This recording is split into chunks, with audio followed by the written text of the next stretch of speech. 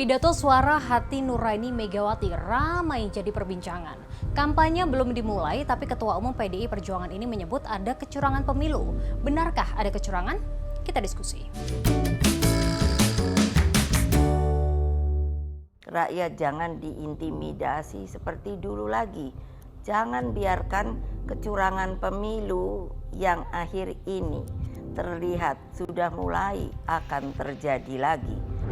Potongan video Ketua Umum PDIP ini jadi sorotan.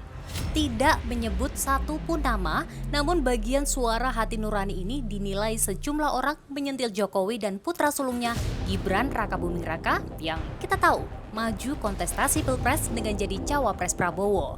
Bukan di bawah bendera PDIP, partai yang selama ini menaunginya. Kalimat kecurangan pemilu yang disampaikan Megawati di pidatonya langsung direspons oleh Gibran Rakabuming Raka. Ya, dibuktikan saja kalau ada kecurangan, dibuktikan dan dilaporkan saja. Banyak yang menilai pernyataan Megawati ini menyiratkan amarah dan juga kekecewaan. Saya berdiskusi langsung dengan pengamat politik terkait hal ini. Begini katanya. Sebagai bentuk dan ekspresi kekecewaan dari Megawati Soekarnoputri ya, terutama kepada Jokowi yang dulu adalah kadernya yang kurang lebih sekitar 23 tahun kebersamaannya, tapi kemudian di akhir Jokowi lebih memilih untuk berhadapan dengan PDIP, tentu dengan mendukung Prabowo Subianto dan merestui Gibran sebagai wakilnya. Apa yang kemudian bisa ditangkap dari ekspresi kekecewaan dari Megawati? Karena Megawati kan juga menyebut soal praktek nepotisme, praktik-praktik soal kecurangan pemilu dan seterusnya. Saya kira itu mengarah kepada kekuasaan politik saat ini yang notabene-nya presidennya adalah Jokowi. Kalau bicara tentang KKN tentu yang disorot adalah soal bagaimana Gibran yang dulu tidak memenuhi syarat sebagai capres dan copres, tapi putusan MK kemudian melegalkan itu, termasuk juga mungkin begitu cepatnya anak Jokowi yang lainnya, Mas Kaisang, jadi Ketua Umum PSI ya. Saya kira di situ konteksnya kemudian pernyataan politik yang disampaikan oleh Megawati itu menurut saya karena melihat kondisi politik saat ini terutama kondisi demokrasi sedang tidak baik-baik saja. Pidato Megawati ini juga disebut-sebut sebagai tanda perpisahan antara Megawati dan juga keluarga dari Jokowi yang saat ini berada di kubu Koalisi Indonesia Maju. Meskipun hingga saat ini kita belum mendengar langsung dari mulut mereka. Persisnya sebenarnya soal bagaimana keluarga Jokowi meninggalkan PDIP.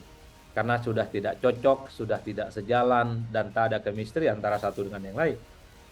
Itu terbukti dengan Jokowi yang merestui Gibran maju Pilpres, bersandingan dengan Prabowo Subianto yang jelas-jelas pastinya akan berhadapan dengan Ganjar Pranowo. Ini kan menjadi satu sinyalmen politik betapa Jokowi itu ya secara chemistry politik sudah tidak bisa diselamatkan lagi kebersamaannya dengan PDIP. Ini yang kemudian menebalkan keyakinan publik bahwa Jokowi dan keluarga besarnya sudah bisa menjalani kehidupan politik sendiri tanpa adanya PDIP tentu saja.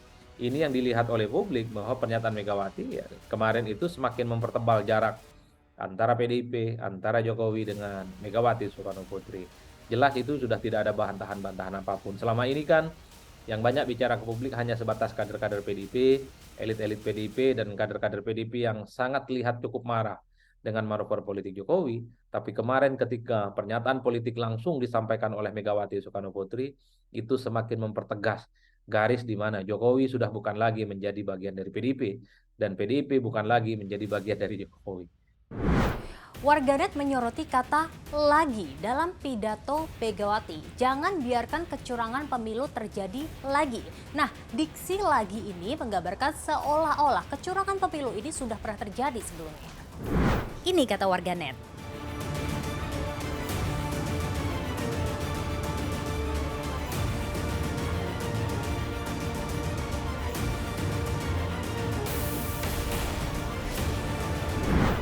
Sebagai badan pengawas pemilu, Bawaslu menyebut bahwa pihaknya hingga saat ini sudah menerima 391 laporan pelanggaran pemilu.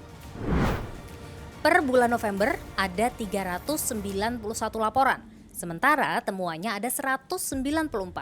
Belum ada ketetapan hasil pembuktiannya ya. Nah, saya jadi ingat dengan kata-kata dari Presiden Joko Widodo bahwa yang akhir-akhir ini kita lihat terlalu banyak drakornya. Memang gak heran yang namanya politik ini kerap kali disandingkan dengan panggung sandiwara.